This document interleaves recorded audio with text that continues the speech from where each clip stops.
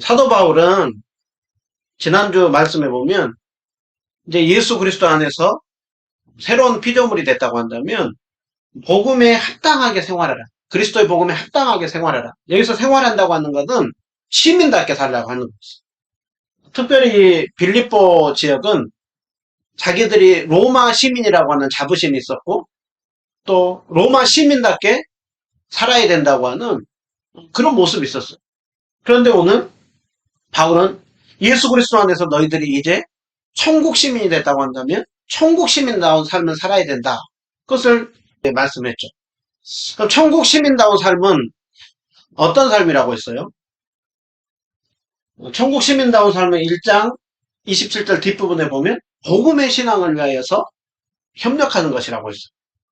그러니까 예수 그리스도 중심으로 삶을 살아가는 예수님이 우리에게 가르쳐 주시고 맡겨주신 사명을 따라서 사도 바울이 갈라디아서 2장 20절에 보면 이제 내가 사는 것은 내가 사는 것이 아니고 내 안에 예수 그리스도께 사는 것이라고 했죠. 그러니까 예수님 안에서 새로운 피조물이 된 신자는 예수님을 위하여서 살고 예수님이 말씀해 주신 대로 살고 예수님이 맡긴 사명을 따라 살아가는 삶.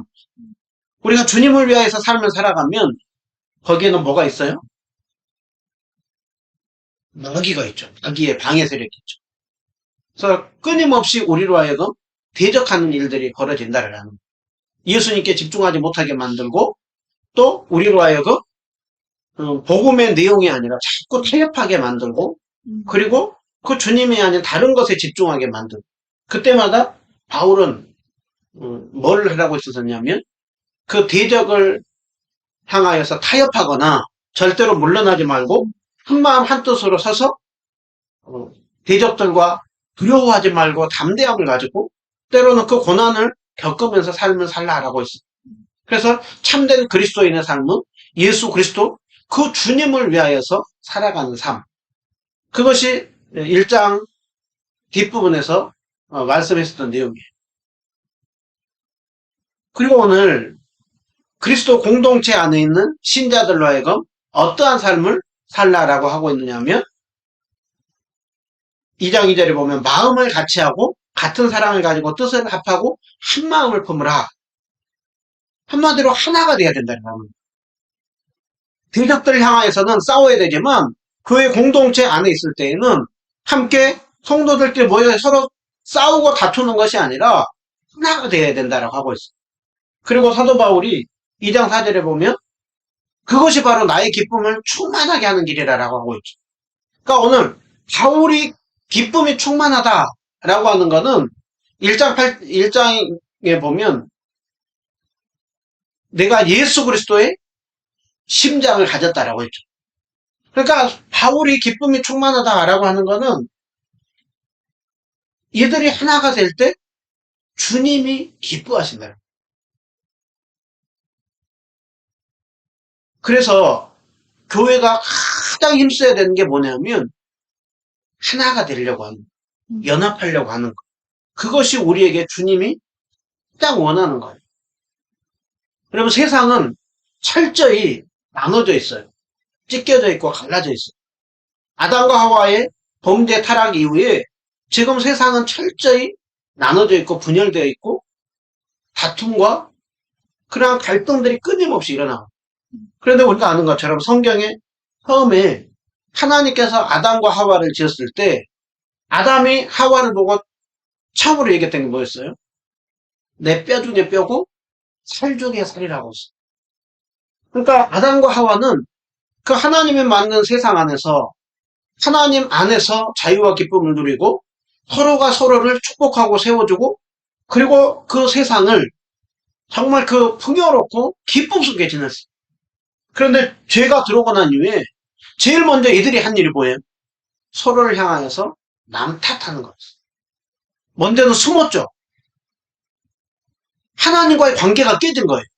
이전에는 하나님 안에서 동행하면서 기뻐했는데 하나님과의 관계가 깨졌어요. 네.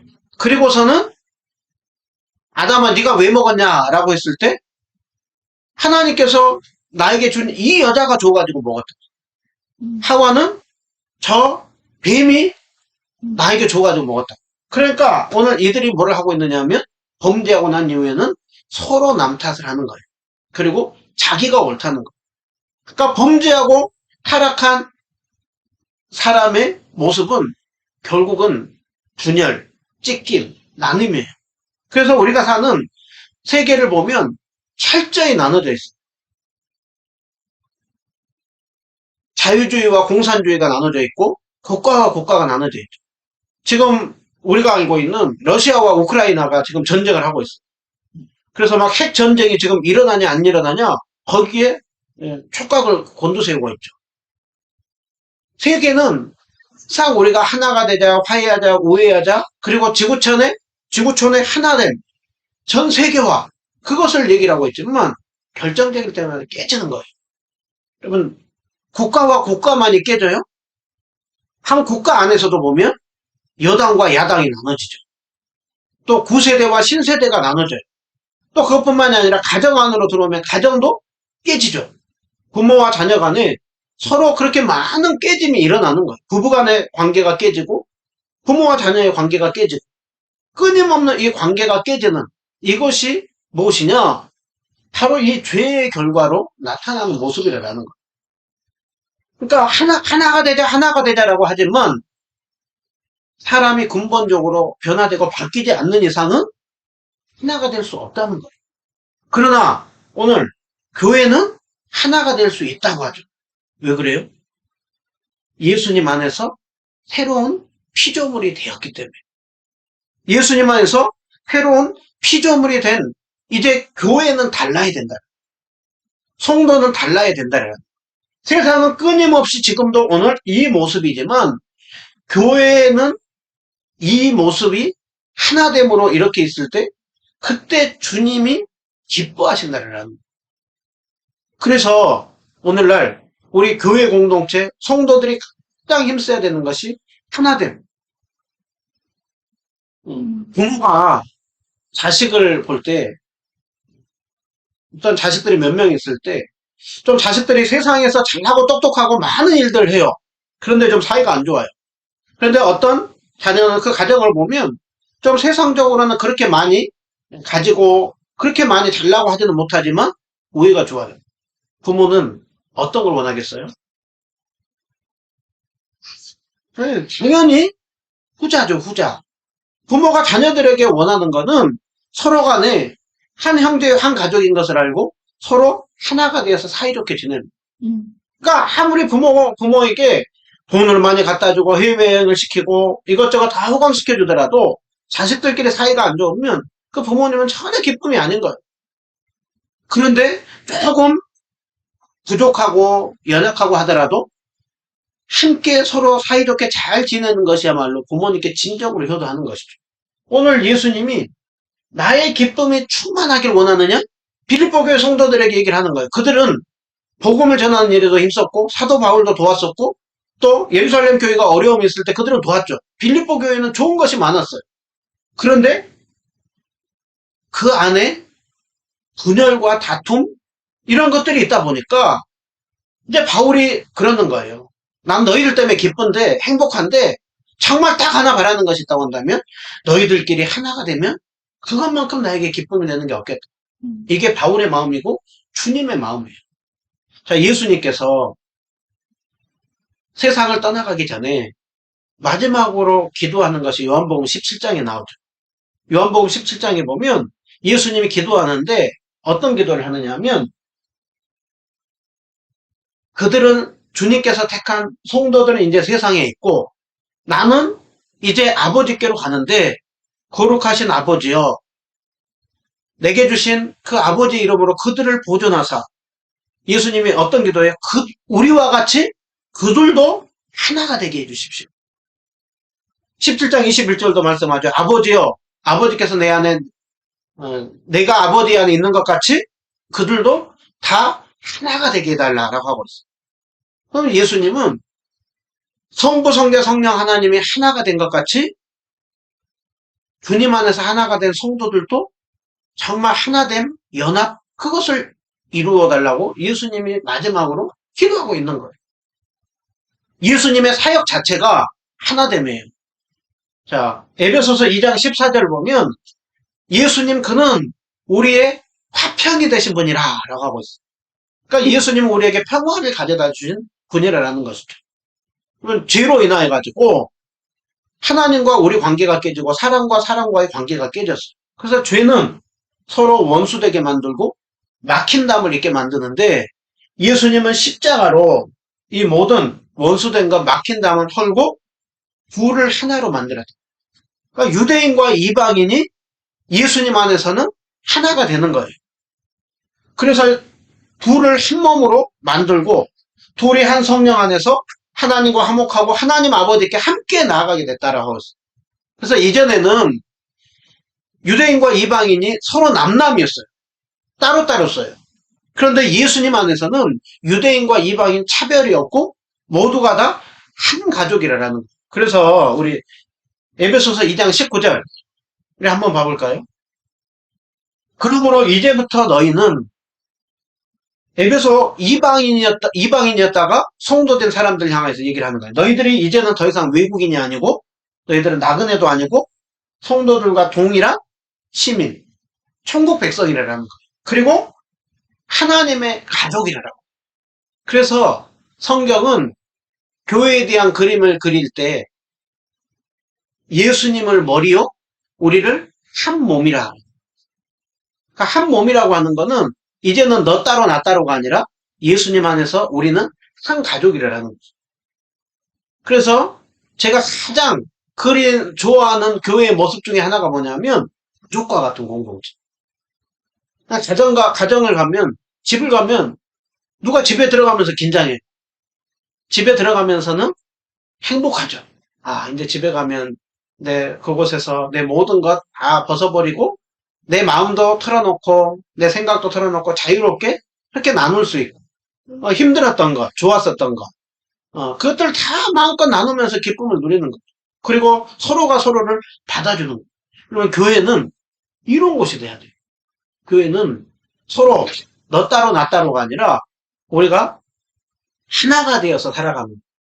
이것이 바로 예수 그리스도 안에 있는 신자들에게 이 일이 가능하게 됐다는 거예요. 그래서 사도 바울은 오늘 2장 2절에 너희들이 하나가 되라 하기 이전에 너희들은 예수님 안에서 새로운 피조물이 되었고 예수님 안에서 그 권면, 예수는 또 격려라고도 해요. 격려를 받고 그 주님 사랑으로 인하여서 너희들이 위로를 받고 있지 않느냐? 성령님 안에서 너희들이 교제를 누리고 있지 않느냐? 그 공률과 자비가 그 주님의 사랑이 너희들에게 있고 너희들이 그것을 누리고 있지 않느냐? 그런 사랑을 받고 있는 너희들은 이제 하나가 될 수 있다라는 것을 말씀을 하고 있는 거죠. 그래서 오늘 이제 그 예수 그리스도 안에서 새로운 신자된 참된 교회의 모습 중에 하나가 뭐라고요? 하나됨, 연합, 화합, 그것을 이룬 것이고 성경은 우리에게 뭐라고 하고 있느냐면 성령이 하나 되게 하신 것을 힘써 지키라라고. 참, 이 시대는 어떤 시대냐면 이 시대의 가장 중요한 핵심이 뭐냐면 자아가 주인인 시대예요.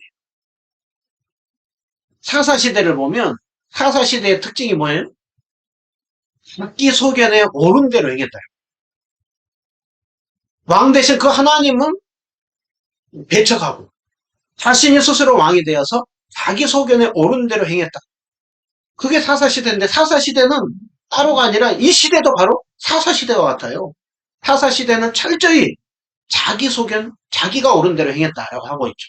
그런데 성경은 절대 우리가 인생의 주인이 아니고 우리 뜻대로 하는 것이 아니라 서로 하나 되고 연합된 하나됨을 이루는 그것이 성경이 우리에게 알려주고 있는 그 모습이에요. 우리가 이 모습을 보면서 우리 자신은 얼마나 하나가 되려고 하고 있는가, 연합되려고 하고 있는가. 함께 예수 그리스도 안에 모이는 우리 공동체는 얼마나 이 하나됨, 연합됨을 이루기 위해서 힘쓰고 있는가. 마지막 때가 되면 될수록 서로 나눠지려고 할 때 그날이 가까우면 가까울수록 더욱 모이기를 힘쓰라고 하고 있어요. 그런데 그것이 많이 약해진 속에 코로나로 인하여서 훨씬 더 약해졌죠. 훨씬 더 지금 모이는 것보다는 나 혼자 조용히 주님 잘 믿고 살면 되죠. 여러분, 주님께서 우리를 한 공동체로 불렀어요. 한 공동체로 불렀을 때는 나 한 사람 신앙생활 잘하는 것이 아니라 한 공동체를 통하여서 서로가 서로 깎아지고 서로 섬기고 나누고 그리고 하나님 나라의 복음을 감당하고 하나님 나라가 어떤 것인지 어두운 세상 속에 보여주길 원하는 우리가 진정한 하나됨, 연합됨을 이룰 때 세상은 야 저기는 뭐가 달라도 다르구나. 그리고 그것이 따뜻하고 하나로 아름다움을 이루어낼 때 주목하고 가고 싶은 곳이죠. 자, 우리가 한번 생각해 보세요. 우리가 아름다운 연합을 얼마나 이루어내고 있는가. 외부에서 봤을 때, 야, 저기 참, 나도 들어가고 싶다 하는 공동체인가? 아니면, 아, 저기 정말로 답 없어 하는 공동체. 오늘 주님이 하나된 아름다움을, 연합을 이루어낼 때, 주님이 기쁨이 충만하다라고 하고 있어요. 포도마을도 난 너희들에게 이것만 있으면 더 이상 소원이 없더라고. 다시 한번요. 부모가 자식들에게 원하는 게 세상에서 많은 일 하는 것보다 세상 속에서 주어진 상황 속에서 열심히 살면서 함께 우애하는 거라고 있죠. 그러니까 우리도 주님이 기뻐하는 그 공동체를 이루어내야 됩니다. 자, 이 하나됨을 말씀하면서 오늘 3절과 4절을 보면 그러면 어떻게 하면 우리가 하나가 될 수가 있는가? 이 하나됨을 깨뜨리는 장애물들이 뭔가? 그리고 어떻게 하면 그 하나됨을 이룰 수 있는가? 그 부분은 3절과 4절의 말씀. 자, 3절에 보면 하나됨을 깨뜨리는 것이 뭐라고 하고 있느냐면 다툼하고 허영이라고 하고 있죠. 그래서 무슨 일을 하든지 다툼이나 허영으로 하지 말라라고 하고 있죠. 여기서 다툰다라고 하는 것은 편을 가르는 걸 얘기해요. 당 짓는 걸 얘기해요. 당을 가르고 편을 갈라놓는 걸 얘기해요. 이 허영이라고 하는 것은 헛된 형식, 텅 빈 내용은 아무것도 없는데 겉으로만 정말 드러내고 뭔가 자신을 드러내고 높이려고 하는. 그래서 오늘 다툼과 허영 여기에 뭐가 들어가 있느냐 하면 자기 중심성이라고 하는 것이 들어가 있어요. 이 다툼이 뭐라고 있어요? 편을 가르는 거라고 있죠. 편을 가르는 것은 뭐냐면 자기 중심으로 모든 것들을 나누는 거예요. 나하고 똑같으면 뭔가 내 편으로 만들고 나하고 다르면 철저히 배척하는 거예요. 그래서 우리는 특별히 우리나라는 어떤 사람을 만나면 제일 먼저 물어보는 게 뭐냐면 네 고향이 어디냐, 또 어느 학교 나왔느냐, 또 어느 집안이냐, 또 집안 배경이 뭐고 경제적인 수준은 어떤. 사람을 볼 때 있는 그 사람의 그 존재 그 자체로 보기보다는 항상 우리는 그 사람의 어떤 다른 것을 보면서 나하고 똑같은지 아닌지. 그래서 나하고 같으면 아주 환영하고 반기고 나하고 같지 않으면 배척하는 거예요. 그러면 교회 안에서는 오직 기준은 무엇이냐? 기준이 잘 들으세요. 교회 안에서 오직 편의 기준은 뭐냐면 예수님 편이냐 아니냐. 예수님 중심으로 모이냐 아니냐. 특별히 사람의 어떤 가치관이나 기준 그것으로 모이려고 할 때 끊임없는 다툼이 있는 거예요. 그것을 잘 보여주는 것이 고린도 교회였죠. 고린도 교회는 몇 파로 나눠졌어요? 고린도 교회는 네 파로 나눠졌어요. 네 파. 어떤 파로 나눠졌냐면 바울파, 또 게바파, 그리고 아볼로파. 나는 이 파 저 파도 아니고 그리스도파다. 교회에서 오직 우리가 이 다툼에 있어서 특별히 우리가 조심해야 되는 것이 사람 중심으로 모이는 거. 사람 따라가는 거. 고린도 교회도 게바파, 게바가 최고라는 거예요. 바울파, 바울이 최고. 또 아볼로파. 사람 중심으로 모일 때 다툼이 일어나는 거예요. 분열이 일어나는 거예요. 자, 어느 목사님이 그 목사님 설교 너무 잘해 라고 했을 때 우리가 분명히 봐야 되는 게 뭐냐면 그 설교하고 났을 때 그 목사님이 드러나느냐 아니면 예수님이 드러나느냐. 설교하고 났는데 예수님은 생각 안 나고 그 목사님은 들은. 그러면 그 목사님이 설교는 잘하는지 모르지만 그 설교는 실패한 거예요. 그런데 아무리 이렇게 듣기에 조금 불편하고 어려워도 주님 앞에 다시 나가게 만들고 주님 중심으로 집중하게 만들면 그것이 설교를 잘한 거예요. 사역도 뭐든 똑같아요. 우리가 뭘 할 때 항상 우리가 조심해야 되는 것이 사람 중심으로 편을 가르고 나누는 것. 어떤 사람의 기준, 가치관, 그것을 자꾸 내세우고 따라가는 것. 그것을 교회 안에 있다 보면 이 다툼이 일어납니다. 우리가 혹시 그런 중심에 서 있지는 않는가? 또 나는 자꾸 주님 중심이 아니라 사람 중심으로 따라가고 있지는 않는가? 이거 정말 조심해야 됩니다. 또 허영이라고 하고 있어요. 허영이라고 하는 것은 뭐냐면 헛된 영광이라고 해요. 헛된 영광이라고 하는 핵심은 뭐냐면 자기가 중심이 되고 자기가 드러나고 자기가 높아지려고 하는 거예요. 성경은 우리에게 끊임없이 주님을 높이라고 하고 있죠. 자, 창세기 11장에 보면 바벨탑 사건이 나옵니다. 그러면 바벨탑을 쌓는 거 그게 나쁜 거예요, 좋은 거예요? 바벨탑을 쌓는 거, 건물 쌓는 게 나빠요? 그냥 바벨탑을 쌓는 이유가 뭐였어요? 네, 자신들의 이름을 높이자라는 거예요. 교회 안에서 끊임없이 자신의 어떤 헛됨과 그런 것을 통하여서 자신이 높아지고 드러내려고 할 때 항상 자신을 주목하게 하는 거예요. 그래서 자신이 조금 인정받고 드러나면 거기에 그냥 그렇게 따라가는 거예요. 이 헛됨과 다툼과 허영 이것들을 우리로 하여금 버리라라고 하고 있어요. 그래서 오늘 우리가 이 말씀을 보면서 우리는 이 다툼과 허영으로 항상 주님 중심이 아니라 사람 중심으로 편을 가르고 또 주님을 높이기보다는 자꾸 사람을 높이려고 하고 네가 높아지고 드러나려고 하는 건 아닌가. 그럼 교회 안에 싸움은 다 이거예요. 내가 그렇게 수고하고 헌신했는데 나 안 알아줘? 이럴 때 많은 다툼과 허영이 일어나는 거예요. 오늘 주님은 이러한 것들을 이것 중심으로 모이지 말라라. 이것 중심으로 신앙생활하면 안 된다라는 거예요. 그리고서는 그러면은 우리가 하나됨을 이루기 위해서 정말 우리 안에 있어야 되는 것이 무엇이냐? 자, 3절 후반절 보면 오직 따라해 봅니다. 오직 겸손한 마음으로 오직 우리에게 필요한 게 뭐냐면 겸손이라는 거예요. 겸손.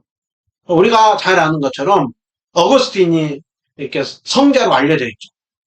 근데 어거스틴을 따르는 어느 날 제자 중에 한 명이 어거스틴에게 와가지고 물은 거예요. 선생님, 참된 신자로 살아가는 데 있어서, 그리스도인으로 살아가는 데 있어서 제일 중요한 덕목이 뭡니까? 그렇게 물었을 때 어거스틴이 첫째가 겸손입니다. 제자가 물어요. 그러면 두 번째는 뭡니까? 두 번째도 겸손입니다. 세 번째는 뭡니까? 세 번째도 겸손입니다. 그러니까 어거스틴은 신자가 처음부터 끝까지 가져야 될 게 뭐냐면 겸손이에요. 마음이 겸손하면 그 겸손한 마음이 우리의 마음 속에서, 우리의 생각 속에서, 우리의 말 속에서, 우리 행동 속에서 드러난다는 거예요. 자, 우리가 겸손해야 됩니다. 겸손해야 됩니다. 라고 하는데 겸손이란 뭘까요? 겸손이라고 하는 거는 우리가 보통 맞아요. 예, 낮추고 섬기는 것을 얘기를 하죠.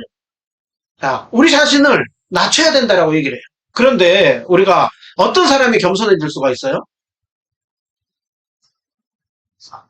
네, 겸손하다고 하는 거는 자신이 어떤 존재인지를 알아야 돼요. 자, 우리가 자꾸 이렇게 낮아지려고 하다가도 내가 어떤 능력이나 어떤 많은 것들을 가지고 있으면 은근히 낮은 척 하면서도 돌아서면서는 내가 그래, 이렇게 많은 것들 난 가지고 있는 사람인데 할 수가 있어요. 그런데 참된 그 겸손은 어디서부터 나오냐면 우리 자신이 어떤 존재인지를 잘 아는 거. 거기서부터 나온다라는 거예요. 자, 우리 여기 앞에 보면 앤드루 머레이라고 하는 그 선교사님 또 그 목사님 그리고 많은 책을 썼던 성자라고 잘 알려져 있어요. 그런데 그분이 겸손이라는 책을 썼는데 그 책의 내용 중에 보면 사람이 언제 겸손해지는지에 대해서 얘기를 해요. 언제 겸손해진다라고 하고 있어요?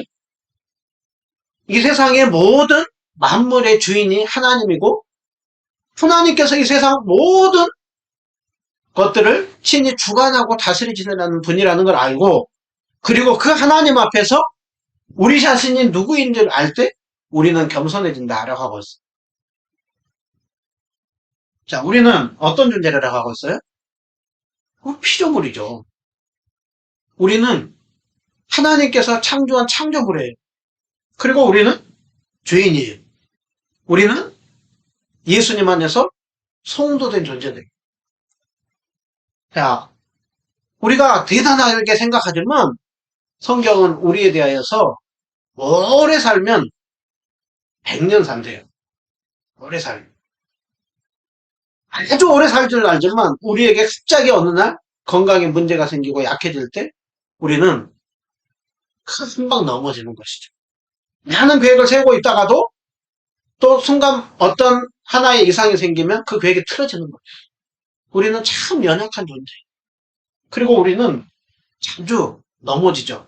겸손을 얘기를 하는데 내가 겸손하고 낮아졌다가도 어느 날 갑자기 무엇인가 물질이 들어오고 뭔가 조금 알기 시작하고 어떤 것들을 갖기 시작하면 우리는 어떻게 돼요?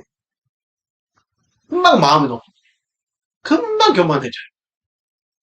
또 우리는 성도라는 겁니다. 우리의 어떤 잘남이나 우리의 노력을 통하여서 우리가 구원받은 것이 아니라 주님의 은혜로 구원받은 거예요. 그럼 우리가 이것을 잘할 때 우리는 겸손해진다. 그리고 이것을 잘할 때 겸손한 자는 어떻게 되어 있어요? 하나님께 영광 올려드리게 되어 있어요. 이 모습을 잘 보여준 사람이 오늘 빌립보서를 쓴 바울이죠. 바울이 많은 사역을 하고 나서 사람들이 주목할 때도 바울이 뭐라고 했냐면 나의 나된 것은 오직 하나님의 은혜라고 했죠. 근데 바울이 그렇게 오늘 또 우리는 바울 하지만 바울은 정작 자신에 대해서 뭐라고 고백하고 있느냐. 여기 앞에 보면은요.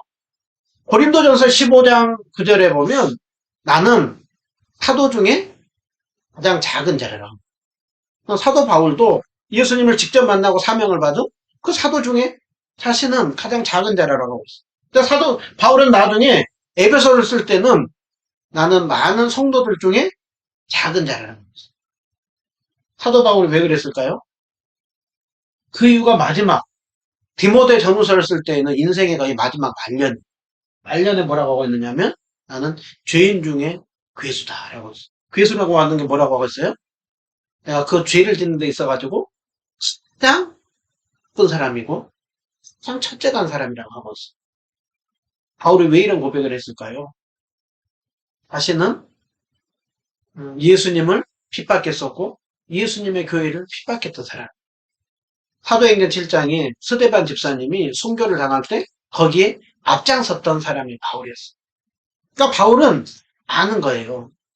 자신이 잘나가지고 이 일들을 감당하는 것이 아니라 주님께서 은혜 가운데 나를 선택했어. 나를 신자 삼아줬고 그리고 나를 사도로 삶을 살게 하였고 사도로 삶을 살 때 자신의 잘남으로 많은 사역이 감당된 것이 아니라 그 가운데 함께 하시고 동행해 주신 그 주님으로 인하여서 모든 이 일들을 감당했다. 그러니까 오늘 결국 사도 바울의 이 고백은 어디서 나오느냐? 하나님 앞에서 자신을 바라볼 때 나오는 거예요. 그래서 우리도 여러분 겸손해지기를 원하십니까? 정말 겸손히 살기를 원합니까? 그리고 겸손함을 통하여서 덕스러운 그 모습이 나타나길 원합니까? 언제는 주님 앞에서요. 주님 앞에서 오늘 이 말씀했던 내가 어떤 존재야? 네, 난 피조물이다. 그리고 나는 자주 넘어지는 주인이다. 그런데 주님께서 나를 은혜로 불러줘. 여러분 우리가 가지고 있는 그 모든 것들 인생의 주인은 하나님입니다. 하나님이 오늘 또 걷어가면 순식간에 다 날아가요. 그래서 하나님 앞에서 우리 잘난 체 할 거 하나도 없고 또 반대로 하나님 안에서 바라볼 때 우리는 귀한 성도예요. 주님 안에서 바라볼 때 우리는 이렇게 잘난 척할 필요도 없고 위축될 필요도 없고 그렇게 살 때 우리는 기뻐할 수가 있어요. 그리고 겸손한 자는 그러면 어떻게 되게 돼 있어요? 그 겸손함은 뭐로 드러나느냐라고 했을 때 다른 사람을 낮게 여기는 것으로 드러나요. 다른 사람을 낮게 여기는 것.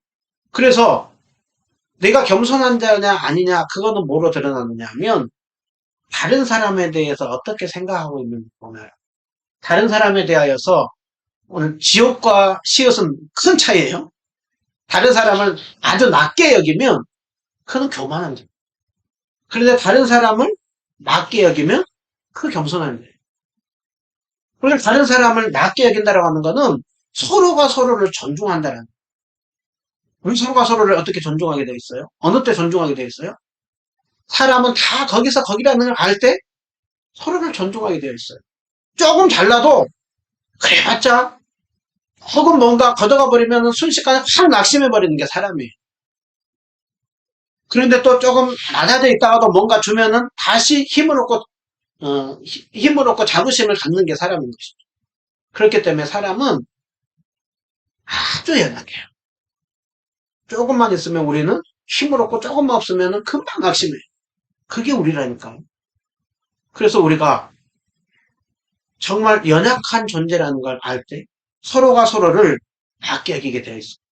그리고 서로가 서로를 존중하는 것으로 드러날 때 그것이 참된 겸손이요. 주님이 우리에게 원하는 거. 우리가 봐야 됩니다. 교회 안에 서로 낮게 여기는 것. 그래서 뭐가 필요하겠어요? 낮게 여기는 것은 뭐로 드러나겠어요? 많이 칭찬해줘야 돼요. 격려해주고 위로해주고 세워주고 그렇게 그것이 서로가 서로를 존중하는 것. 자, 우리가 한번 예배를 드리면서도 예배 끝나고 나서도 어떤 일을 할 때에도 늘 우리에게 필요한 게 뭐라고요? 서로가 서로를 낮게 여기고 높여주는 세워주는. 우리는 반대로 하죠. 다른 사람은 낮추려고 하고 있고 자신은 높이려고 하죠. 이게 죄의 특성이에요. 근데 오늘 우리는 어떻게 해야 된다고요? 반대로. 우리 자신은 더 낮아져도 돼요. 다른 사람은 더 높여주려고 해요. 그러면 다른 사람이 우리를 높여줘요. 그런데 다른 사람은 아주 무시하고 나를 높이려고 할 때 다른 사람이 우습게 해요. 근데 바뀌어야 됩니다. 나 자신은 낮아지고 다른 사람은 높여준다. 그래서 국어 사전에 보면 겸손이란 뭐라고 하고 있느냐 하면 남을 존중하고 자신을 내세우지 않는 거예요. 겸손은 뭐라고요? 우리는 항상 남 낮추는 걸로 생각하는데 남은 존중하고 자신을 내세우지 않는 것. 그게 참된 경건이라고 하거든요. 그리고 이게 바로 성경에서 말씀하고 있는 마지막으로 또 참된 그 겸손. 그리고 주님이 하나됨을 위하여서 우리에게 원하는 건 뭐냐면 2장 4절 보면 자기 자신의 일을 열심히 잘 돌보면서도 또 뭐라고 했어요? 다른 사람의 일도 돌보아주는 거예요. 자기 자신의 일을 열심히 할 뿐만이 아니라 다른 사람의 일도 돌보아주는 거예요. 그래서 오늘 이것을 보면 다 뭐가 드러나느냐 하면 이 공동체는 나에게 집중하기보다는 자꾸 다른 사람에게 돌아보게 하는 거예요.